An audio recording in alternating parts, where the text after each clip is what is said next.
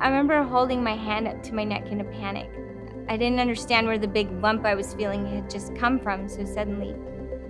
An ultrasound showed 3 nodules on my thyroid, which warranted a biopsy. And in that sudden space of the unknown and the waiting, we prayed a lot. Our family, our friends, and our church prayed with us.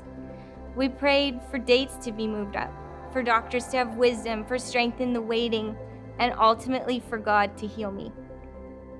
One day the phone rang. I remember taking notes, but only one word sat at the top of the page: cancer.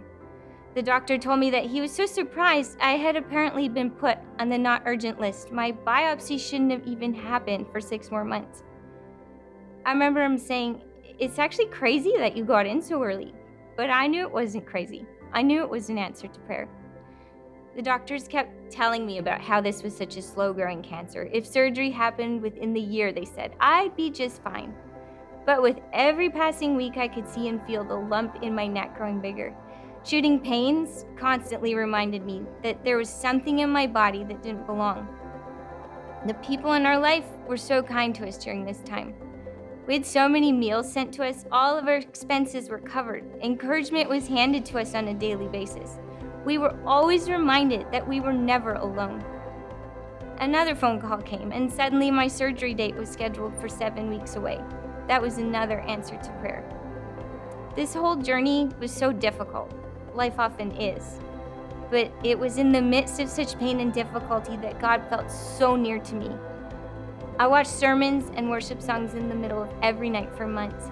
And God's word literally became the weapon in my hands during the biggest physical, mental, and spiritual battle I've ever had to fight. A few weeks later, the doctor called again. The lump from my neck was now sitting next to the microscope. In the past 5 months, the slow-growing mass had doubled in size, and I was so grateful to God to have that aggressive weapon on the outside of my body.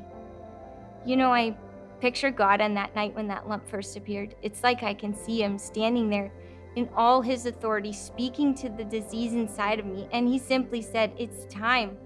You weapon of destruction, it's time for you to come to the surface. It's time for you to come out of her, because you cannot have her. She belongs to me." I just find it so amazing that God knew all along when this cancer needed to come out of me. God knew long before any of the doctors that this disease was beginning to spread to the rest of my body, and he had so clearly made a way. I still don't know the end to this story yet, and maybe that's okay. There's still a few more chapters to be written, but here's what I do know. I know there's a lot to learn about the love, comfort, strength of God in the midst of suffering.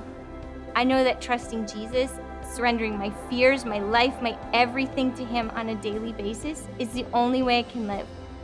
And I know that in this earthly life, I'm going to be forced to walk down some difficult paths. But I've learned that a miracle-working, loving God is with me every step of the way.